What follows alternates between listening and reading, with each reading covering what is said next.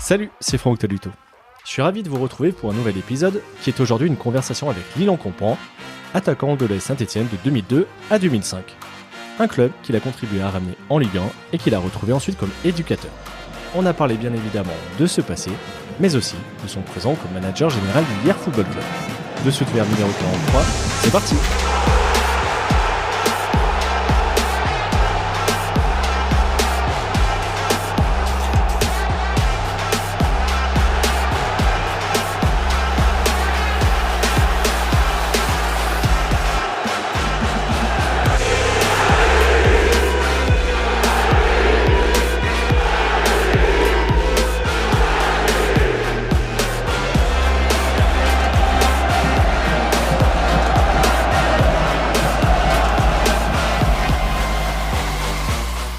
Salut Lilian.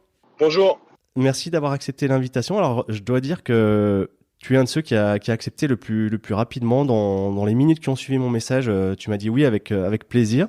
Est-ce que c'est quelque chose qui traduit un attachement que tu as toujours pour Saint-Etienne, que tu as quitté alors dans ta première vie il y a très longtemps et dans ta deuxième vie, on va dire, d'homme de club un peu plus récemment?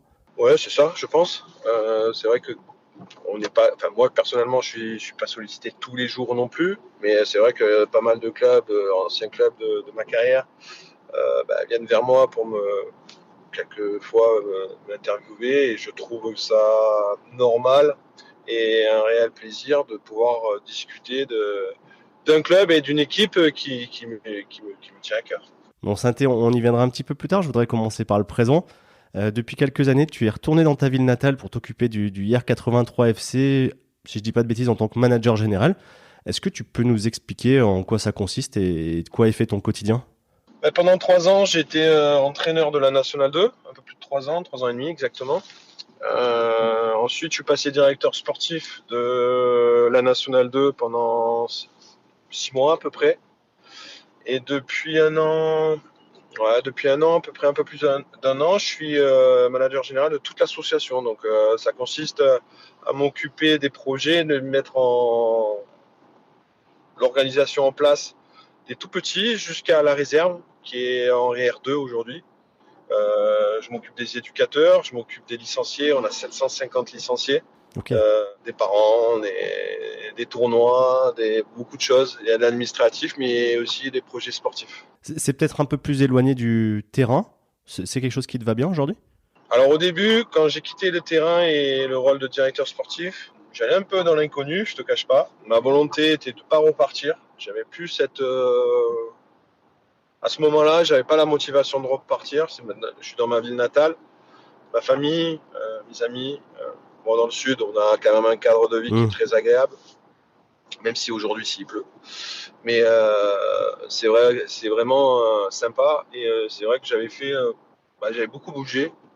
Et mon choix de vie a été de rester sur Hier. J'ai été contacté par des National 2 et des National 3 pour aller entraîner dans le milieu, le nord de la France, même proche de Saint-Etienne. Et finalement, c'est jamais fait, ou c'est moi peut-être qui n'ai pas fait le nécessaire pour que ça se fasse. Donc j'ai pris la décision de rester.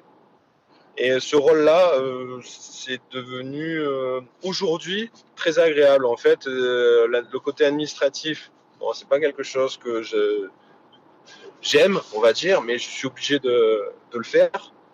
Par contre, la création de projets pour le club sur du moyen terme, c'est quelque chose de super. Et travailler avec des jeunes, même s'il y a la réserve et on est en R2, on voit l'amélioration du club. Et ça, c'est un réel plaisir. Et justement, ce club, on en avait beaucoup entendu parler il y a 2, 3, 4 ans, quand il a été repris par Mourad Boudjelal, l'ancien président du club de rugby de Toulon. Ça. Il était arrivé avec un discours très ambitieux. Il y a eu des noms aussi comme Nicolas Anelka, je crois, qui a été directeur sportif. Vous en êtes où aujourd'hui? Vous êtes dans une autre phase? Aujourd'hui, en fait, Mourad Boudjelal est toujours vice-président. En fait, il y a un président qui a été mis en place. Là, on est premier ou deuxième en N2, donc on est toujours dans la course à la montée. Toujours autant ambitieux. La lumière est moins sur nous parce que Mourad a pris du recul. Mais c'est bien parce que le foot, c'est pas le rugby. et, et on fait pas ce qu'on a fait au rugby dans le foot. Donc cette année, ça marche. Les deux autres années qui précèdent celle-ci, c'était beaucoup plus compliqué et niveau sportif, même, c'était pas du tout ça. De façon générale, on entend dire que c'est assez compliqué pour les clubs amateurs ou semi-amateurs. Je sais pas dans quelle catégorie tu ranges hier, mais depuis le Covid notamment, par rapport au nombre de licenciés, par rapport au budget, c'est une réalité que tu perçois toi dans ton job? En fait, c'est l'inverse. Beaucoup pensent que en fait, le Covid, ça fait du mal. Euh, et en fait, depuis qu'il y a eu le Covid, toutes les équipes, tous les clubs sont devenus des armadas sportives et aussi financières. Beaucoup de clubs de N2 s'entraînent comme des professionnels, donc c'est plus semi-professionnel. Ils ne travaillent plus à côté. Moi, quand j'avais la N2, j'avais 70% de mon effectif qui travaillait à côté. Donc, c'était très difficile. Après, quand Mourad et Boudjelal est arrivé, c'est vrai qu'on est passé dans un mode semi-professionnel. Mais je veux dire, il n'y a pas que hier. Aujourd'hui, dans la poule du Sud, en National 2, je ne suis pas sûr qu'il y ait une équipe où les joueurs travaillent. Voilà. Donc, je pense que sincèrement, c'est devenu, et ça va devenir presque professionnel dans le temps, d'ici 1 an ou 2. D'accord. Et au niveau général, que ce soit sur les équipes de jeunes et le club dans son ensemble? C'est un peu similaire avec une ampleur un peu moindre. Nous, on n'a pas des 17 nationaux ni 19 nationaux, on n'a que du niveau district et régional. Mais bon, ça se rejoint quand même. Maintenant, les jeunes d'aujourd'hui ne sont pas les jeunes d'avant. Mhm. Ils ont beaucoup moins d'attachement à un club et les valeurs humaines sont moins importantes également. C'est beaucoup plus individualiste dans un sport collectif. Et justement, les plus petits qui sont chez vous et qui éventuellement ont le potentiel pour faire une carrière, c'est quoi le club ou le centre de formation phare qui va les attirer, on va dire, régionalement? Bah, nous, le plus proche, c'est l'OM. Mais ça nous arrive que des fois, nos jeunes aillent à l'OM. Nous, on a un partenariat avec Montpellier. Ah d'accord. Où tu as joué? J'ai joué, j'ai, j'ai joué à Montpellier, donc j'ai fait quand même, on va dire, la passerelle pour avoir ce partenariat-là. Pourquoi Montpellier? Parce que c'est dans le sud et que c'est un club où je sais que les valeurs sont très très importantes. Et c'est pas trop loin de hier. Voilà. Ça aurait pu être Saint-Etienne, ça aurait pu être un autre, mais c'est délicat d'envoyer des petits sudistes dans la Loire, par exemple. Je Mhm. sais il y en a certains qui vont, c'est pas facile quand même. Ouais, toi justement, ça a été ton cas, ça me fera la transition, mais donc tu es originaire de hier et tu es parti te former à Cannes, qui est à quoi, une grosse heure de route à peu près? Ouais, 1 heure. D'être pas trop loin de la maison, ça reste un élément important quand on a, je sais pas, 13, 14, 15, 16 ans. Alors ça existe, hein, je dis pas que ça n'existe pas, il y a des petits qui partent et qui Oui, oui, oui, réussissent. bien sûr. Mais je sais que la FFF là, a fait des sondages sur ça. On s'aperçoit que beaucoup de jeunes qui réussissent dans leur club sont des clubs qui sont dans leur région. Bah, on peut voir à Saint-Etienne, Montmoefec, il y en a d'autres, hein, mais je sais que le pourcentage est plus élevé.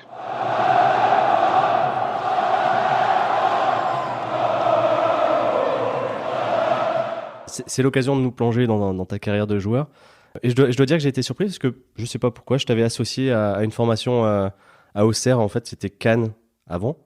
Je suis parti jeune à Auxerre, même ça a été une erreur dans ma carrière, mais je suis parti très jeune, j'avais 19 ans et j'aurais pu peut-être rester un peu plus à Cannes, mais à ce moment-là, Cannes vendait très rapidement les jeunes et j'en ai fait partie. Et c'est vrai que pour les gens qui nous écoutent, qui ont peut-être la vingtaine, Cannes, ça parlera pas forcément, mais dans tes 2 années où tu as été dans le groupe pro, tu as connu quand même des sacrés joueurs et beaucoup d'internationaux, hein. Je faisais la liste tout à l'heure, Patrick Vieira, Jonathan Zibina, Peter Luxin, Johan Mikou, même Kader Ferraoui qui a joué aussi à Saint-Etienne. On a tout à Cannes, en fait j'ai tout gagné à Cannes. En jeune, ça a été, on avait des générations sur 3-4 générations, peut-être les meilleures générations de France. Et on a tout gagné, que ce soit le championnat national 2 à 17 ans, la Gambardella, on a tout gagné. National 3 non, mais 17 oui. Voilà, donc c'était à ce moment-là, bon, on le savait pas, hein, on était tout jeunes, mais à tous les postes et chaque génération, sur 3 générations, on était 6-7 dans l'équipe de France. Donc c'était le centre de formation en France. Qu'est-ce qui faisait ce savoir-faire d'après toi? Je sais pas, déjà dans le recrutement, ils étaient très bons. Il y avait 2 personnes qui étaient, il y avait Jean Varro, qui est décédé à ce jour, c'était le recruteur de Zinedine Zidane. Et il y avait Richard Bettoni, qui était une personne avec un œil très, très, très fin. Et dans le centre de formation, il y avait une personne qui était là pour nous préparer très bien, c'était Guy Lacombe. Je veux dire, il y avait une organisation, une structure qui était top pour nous. Mais beaucoup faisaient partie, et on en revient, de la région, du 83, du 13, du 06.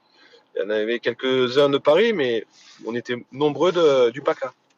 Comment tu as vécu un peu la chute de c'était un grand nom du foot français, où tu es même revenu jouer en fin de carrière? Tu as toujours un lien avec ce club-là?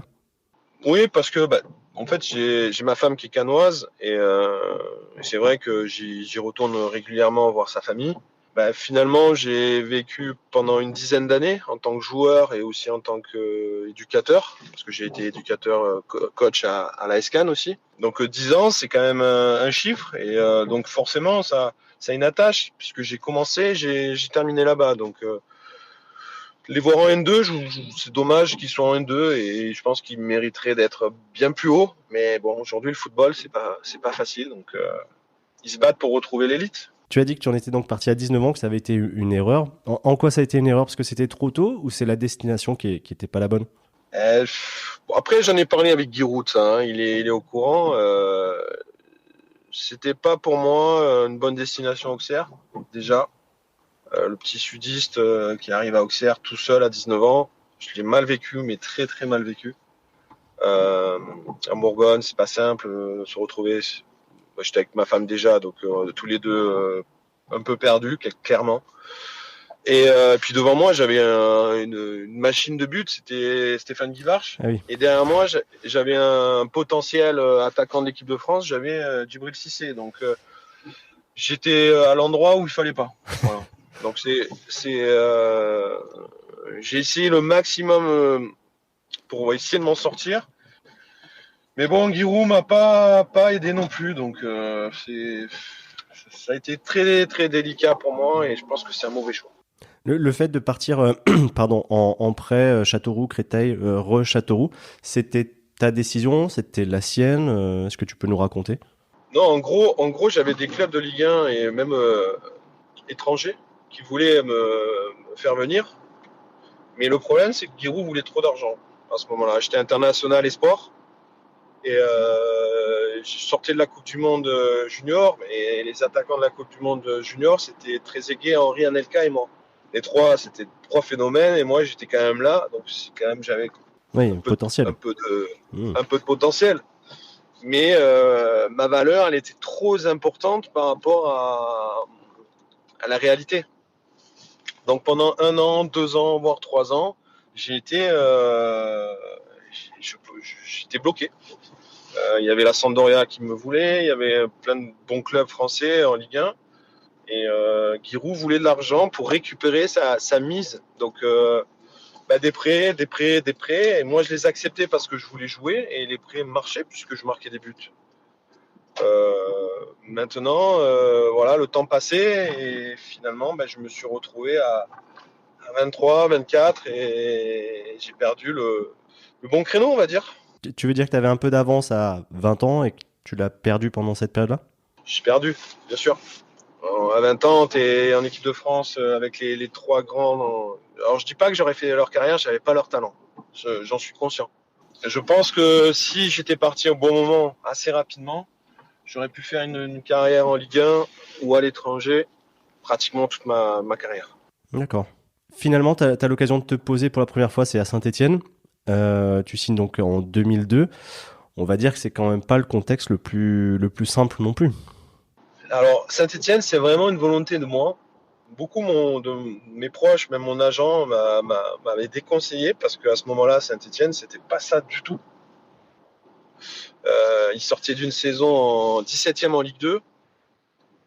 Moi, je sortais quand même de 3 belles saisons en Ligue 2 et je faisais partie des meilleurs buteurs de Ligue 2. C'était un choix assez particulier. Il y avait des Ligue 1 qui arrivaient, qui met pas de tableau. Et voilà, ça a été vraiment ma volonté. Et j'ai eu vraiment aucun regret, puisque derrière, la première année, c'était pas facile. Je ne cache pas que c'était pas simple. Mais bon, voilà, on va dire que c'était un bon choix.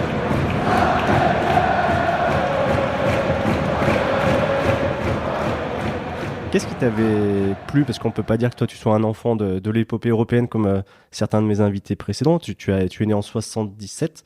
Qu'est-ce qui t'avait attiré dans ce club qui vraiment, je vais resituer rapidement, mais il y a l'affaire des faux passeports, le club descend en Ligue 2 et pas loin de passer en national et Frédéric Antonetti arrive à limiter la casse et vous repartez sur une saison de Ligue 2 sans forcément de prétention. En fait, il y a plusieurs éléments. Le premier qui peut-être certains le savent, mais je pense pas que tout le monde soit au courant. J'avais une personne qui est très connue à Saint-Etienne, qui est Pierre Repellini. Oui. Pierre, c'est un Hérois comme moi. Et Pierre, quand j'étais tout jeune, nous a mené pendant 2-3 ans à Saint-Etienne jouer contre Saint-Etienne et voir un match de Saint-Etienne. Donc on était sur le Geoffroy Guichard, tout ça. Et moi, ça m'a marqué quand j'étais jeune. Ces moments-là à Saint-Etienne, ça m'a marqué. Et c'est vrai que Saint-Etienne est devenu quelque chose de... À l'époque, j'étais jeune, j'étais forcément fan de l'OM puisque j'habite à côté de Marseille. Mais Saint-Etienne m'a marqué à ce moment-là. Donc c'était la première étape d'aimer ce club. Et la deuxième, ce qui m'a vraiment motivé à venir à Saint-Etienne, c'est Frédéric Antonetti. D'accord. Son discours ou la personne? Fred, c'est pas un grand... il parle pas beaucoup, mais par contre, quand il parle, il va droit au but, on va dire. C'est peut-être pas son discours, mais c'est surtout de travailler avec la personne, en fait. Je voulais travailler avec cette personne-là. Qu'est-ce qu'il incarnait pour l'attaquant que tu étais?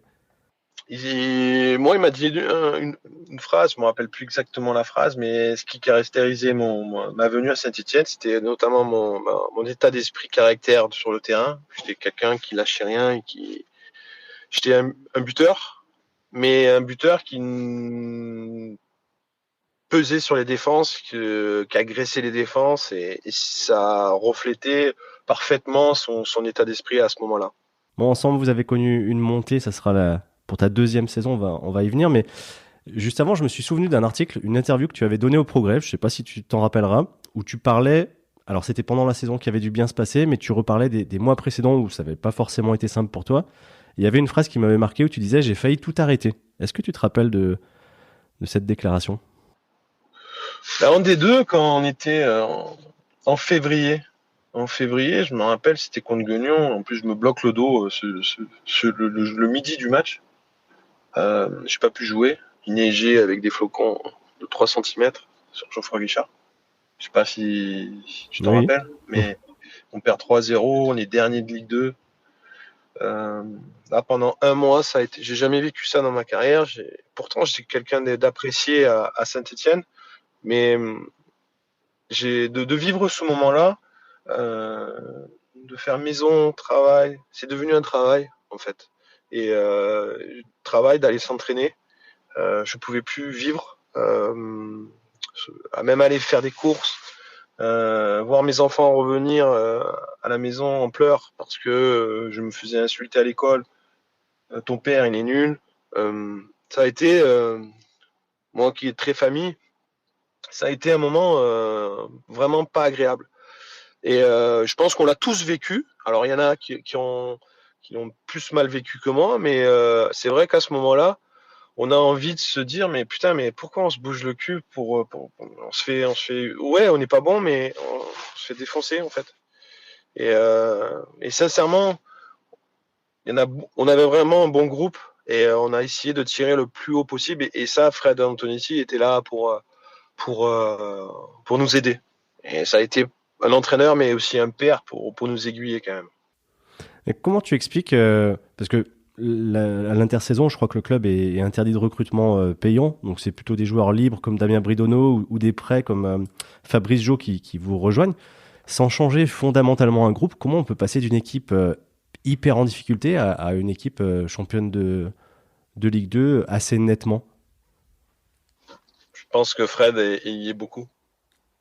Il a su garder comment dire, donc les cadres. Il les avait, hein. Il y avait Jérémy, il y avait Vincent, Julien, moi, sa colonne vertébrale, c'était nous. Et puis après, derrière, il a su bonifier certains joueurs qui étaient un petit peu dans l'anonymat, style Elbrick, et d'aller recruter des très bons joueurs qui n'étaient pas connus, comme Ilunga, Damien, pas Damien, Nico Marin, il a fait éclore. Voilà, donc il a été très très bon avec son compère Villanova. Ils ont été très bons dans le recrutement et comme on avait un socle très solide en termes de caractère et en termes d'hommes, c'est là où est né un groupe et c'est pour ça qu'on est allé au bout, je pense. Il y a un moment, toi, où tu te dis, franchement, ça peut le faire. Est-ce que, je sais pas, dès la reprise, est-ce que c'est au bout de quelques matchs, est-ce que c'est au milieu de la saison? À quel moment tu sens que vous avez un truc de plus? À la reprise, non. C'est sûr et certain. On a fait la reprise. Moi, je me rappelle, le jour de la reprise, mon agent m'appelle, il me dit, j'ai un club qui est européen qui te veut. Pourtant, j'ai fait 10 buts en Ligue 2. C'était une année de galère. Et j'ai dit, putain, c'est culotté quand même. J'aurais pu très bien dire, bah vas-y, prends les renseignements, on essaye d'avancer. Mais pas du tout. J'ai dit, non, mais écoute, c'est bien. Dis-leur que je reste à Saint-Etienne et que on va faire une belle année. Mais en tout cas, sur le papier, il n'y a rien qui nous donnait favori dans quoi que ce soit. On avait un groupe qui partait complètement dans l'inconnu. Et à quel moment tu sens que ça prend? Je pense que fin d'année, quand on voit que on n'est pas trop loin et qu'on gagne et qu'on va partir en vacances au mois de décembre, on se dit putain, on va partir en vacances, mais en fin d'année, on peut le faire quand même. Alors on y a cru, on est revenu de vacances et on a continué. Et c'est vrai que à un moment donné, on a dit maintenant ça y est, on y est, faut aller jusqu'au bout et surtout avec Saint-Etienne. Et en fait, les choses sont enchaînées, la Coupe de la Ligue, le championnat, tout le monde nous disait faut pas jouer sur tous les tableaux. Nous on enchaînait. En fait, on est devenu un rouleau compresseur sans vraiment s'en rendre compte en fait. Et les victoires, les nuls, on marquait à la dernière minute, on revenait au score, on n'était pas bon, on gagnait. J'étais blessé ou un autre cadre était blessé, il y en a un jeune qui sortait, qui marquait. En fait, il y a eu plein de petites choses qu'on fait qu'on est allé au bout.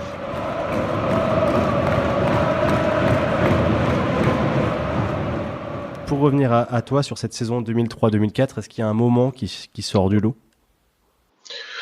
Il y a deux matchs. Il y a deux matchs qui sont une victoire et une défaite. C'est la défaite en demi-finale contre Sochaux, où j'ai vécu peut-être l'un des plus beaux moments de ma vie, même si on a perdu. L'ambiance dans un stade qui est historique. On a tout donné, mais quand je dis tout donné, c'était même pas capable de faire 2 mètres de plus. Anéanti. Anéanti parce que moi j'ai perdu 3 demi-finales de Coupe de la Ligue. J'ai jamais connu le Stade de France. Et j'aurais tellement voulu le connaître avec tout vert. Voilà. Ils l'ont connu plus tard, ils l'ont gagné, c'est génial. Mais j'aurais bien voulu faire partie de ces joueurs-là. Et surtout, même si on montait, même si on voulait écrire une trace sur le palmarès de Saint-Etienne, tous dans ce groupe, et ça a été notre récompense. Aujourd'hui, il y a une ligne qui nous appartient, et Je pense que n'importe qui pourra vous dire qu'on est très fiers de faire partie du palmarès de Saint-Etienne. Est-ce que c'est quelque chose qui vous a uni, ce sacre, en plus avec un scénario, on le sait, fou contre Châteauroux, mais c'est quelque chose qui a créé des liens? Forcément, comme les joueurs de 76. Forcément. Là, j'ai joué avec les anciens Verts à Lens et à Toulon. J'ai vu Damien Bridonneau. Bon, ben voilà, il fait partie de cette équipe. On savait tous très bien, pertinemment, que en montant en Ligue 1, Saint-Etienne allait redevenir un gros club et que ça allait changer beaucoup de nos carrières. Mais on se devait de le faire. Voilà. Il y a des joueurs, je sais que dans la vie d'un joueur, il peut très bien dire, attends, je vais monter et on va me dégager. Et des fois, il y a certaines équipes qui ne montent pas à cause de ça, d'ailleurs. D'accord. Là, non. Là, non. Tout le monde savait que ça pouvait se passer. Mais par contre, on voulait vivre ça. Donc, c'est même une récompense, féliciter tout le monde d'avoir joué le jeu au maximum, en fait. Et du coup, en disant ça qui est assez fort, bah, tu anticipes sur une de mes questions, c'est que pour toi, la suite, elle n'a pas forcément été aussi belle, mais tu étais préparé à ça quelque part? J'étais préparé, c'est ce que je viens de dire. J'étais préparé, je savais qu'en tant qu'attaquant à l'AS Saint-Etienne en Ligue 1, j'allais avoir une concurrence folle. Je le savais. Je serais resté en Ligue 2 avec Saint-Etienne, j'aurais eu beaucoup moins de concurrence. On m'aurait gardé parce que j'étais un buteur. Je marquais des buts en Ligue 2, beaucoup. Et en Ligue 1, j'en marquais moins. Donc, je le savais, j'étais prêt. Mais je voulais le vivre. Donc, c'est pour ça que quelque part, quand je suis resté, ça, c'était une volonté. Maintenant, ma blessure, on va dire qu'elle est arrivée au pire moment de ma vie de joueur. Ouais, je vais resituer un peu. Tu recommençais à être décisif. Et puis, derby à Lyon, je crois que tu réduis le score à 3-2 en fin de match et tu te blesses gravement sur la même action. C'est ce qu'on appelle donner de sa personne. Après, j'étais un joueur qui donnait de ma personne, que ça soit physiquement. Mmh. On m'a posé plusieurs fois si c'était à refaire, je le ferais. Et j'ai répondu oui, et je continue à le dire, je le ferai. Et pourtant, c'était mon dernier but, mon dernier match avec Saint-Etienne. Et ça a été la mort dans l'âme de quitter Saint-Etienne. Je voulais vraiment pas quitter Saint-Etienne et on m'a vraiment poussé vers la sortie. Le départ pour Caen, clairement, c'est pas ton choix? Non, pas du tout. Pas du tout. Ils veulent Mazur et je fais partie de la transaction. Donc, j'ai jamais eu de réponse à mes questions. On m'a dit appelle le coach, je l'ai jamais eu. Eddie, je l'ai jamais eu. Appelle le président, je l'ai pas eu sur l'instant T, je l'ai eu après. C'était le soi-disant le Eli. Donc, j'ai pas de réponse à ça. Donc, quand on veut pas te garder, que déjà l'année d'avant, on va dire la première année en Ligue 1, quand il y avait Comoli qui m'a reçu dans son bureau et qui m'a dit Lilian, tu vas très peu jouer. Je dis c'est pas grave, je reste et je vais jouer. Voilà. Et il m'a mis toute la concurrence. Il y avait quand même beaucoup d'attaquants, hein. Oui. Mais j'ai quand même voilà, je me suis battu, j'ai joué, j'ai marqué, et quand on est blessé, qu'on a un tibia cassé, ben forcément c'est plus difficile et on ne sait pas trop comment on va revenir. Et quand le coach ne veut pas te répondre et que le président ne veut pas te répondre, je te dis mais que je fais quoi? Et puis donc j'ai attendu et j'avais pas de réponse, donc d'un mort dans l'âme, j'ai accepté. Pas contre Caen, puisque j'ai passé des très bons moments à Caen et ça a été un super moment. Mais au début, je voulais pas partir. Mmh. Ton bilan d'après le site ASSE Stats, c'est 101 matchs pour 29 buts. Tu le juges comment? Humainement et sportivement? Ouais, c'est un but tous les 3 matchs, mais sur 3 années, première année est très compliquée. Donc, pas dans une équipe qui cartonne. Donc, j'ai essayé de tirer le maximum. Deuxième année, on monte. Bon, j'ai mis pas mal de buts. Et la troisième année, où ma saison s'est terminée en février, et j'étais plus remplaçant que titulaire. Donc, on va dire un but tous les 3 matchs à pas 3 années pleines, c'est très correct. Ça, c'est pour le sportif et sur le plan humain? Génial, de A jusqu'à Z. Avec des moments difficiles, forcément, mais génial. Que ça soit moi, que ça soit ma famille, mes amis, Tout le monde a vécu des moments pendant un peu plus de 3 ans fabuleux. Bon, la suite, tu l'as dit, c'est 3 ans à Caen et je crois 2 à Montpellier avant de finir par la SCAN.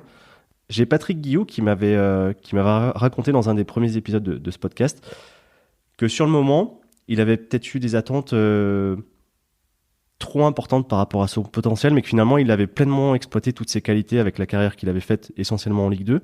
Toi, aujourd'hui, quand tu te retournes sur le point de départ, le point d'arrivée, tu analyses tout ça comment? Est-ce que tu es content? Est-ce que tu es fier? Est-ce que tu aurais pu aller encore un petit peu plus haut? Comment tu juges tout ça? Je suis fier de ma carrière parce que elle a débuté tardivement, on va dire. Je faisais pas partie des premiers choix en étant petit.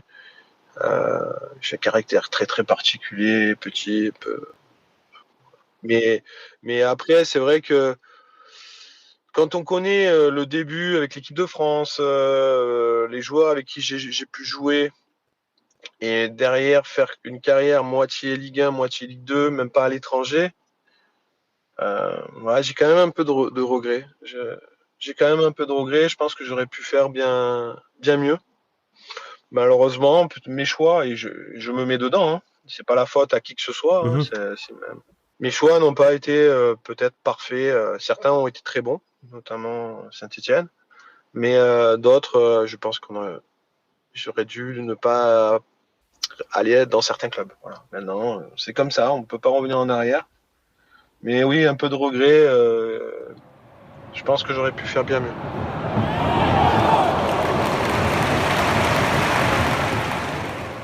Est-ce que ça fait partie des choses qui t'ont donné envie de transmettre à ton tour et de te tourner vers une carrière d'éducateur et puis après d'entraîneur? À la fin de carrière, sincèrement, j'étais pas forcément emballé d'être coach. D'accord.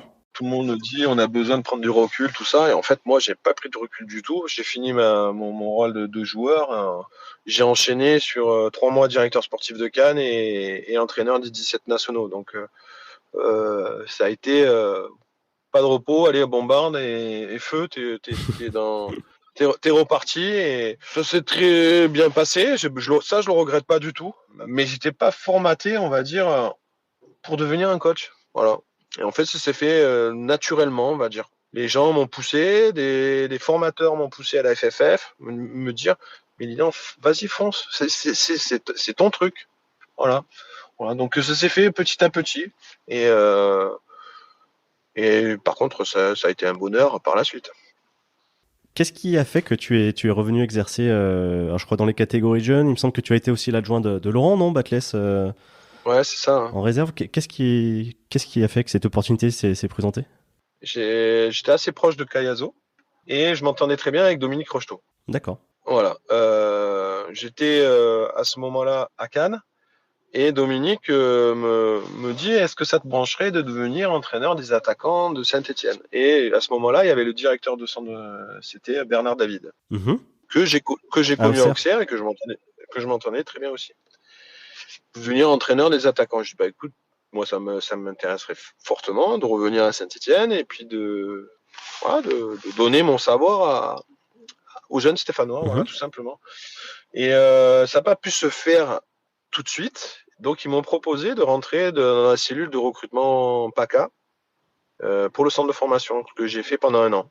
Donc, pendant un an, j'ai recruté des petits jeunes du sud qui sont allés dans le centre de formation. Et puis, l'année suivante, je suis rentré au centre de formation en tant qu'entraîneur des attaquants et adjoint de Laurent Batles avec la N3.